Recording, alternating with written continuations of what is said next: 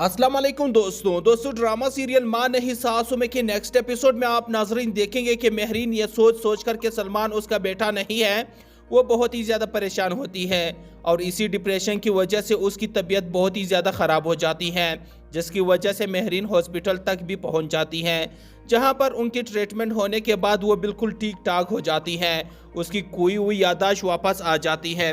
उन्हें याद आ जाता है कि उनकी एक बेटी थी जिसका नाम था आरिज। वो हॉस्पिटल से घर आते ही सबसे पहले आरिज का पूछती है कि मेरी बेटी आरिज कहाँ है। सलमान आरिज का नाम सुनकर हैरान होता है कि कौन आरिज? मॉम अब किस आरिज की बात कर रही है? मेरे और आरुज की बेटी की बात कर रही है या फिर ये आरिज कोई और है? जिस पर महरीन कहती है कि नहीं बेटा, मैं आपकी बेटी आरिज की बात नहीं कर रही, बल्कि मैं अपनी बेटी आरिज की बात कर रही हूँ, मेरे और वकार की बेटी आरिज। साथ कड़ी वसाई यह सुनकर बहुत रोती है। महरीन वसाई को देखकर कहती है कि तुम क्यों रो रही हो?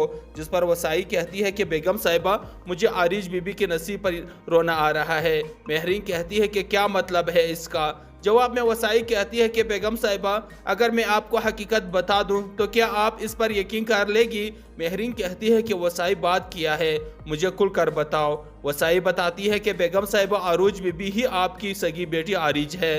सलमान और महरीन दोनों ये बात सुनकर बहुत ही ज़्यादा हैरान हो जाते हैं कि ये कैसे हो सकता है। वसाई सलमान और महरीन को सब कुछ बता देती है कि किस तरह महरीन और वकार साहब का एक्सीडेंट हुआ था और किस तरह एक्सीडेंट होने के बाद आरिज खो गई थी और फिर किस तरह उसकी शिनाख्त जाहिर हो गई थी।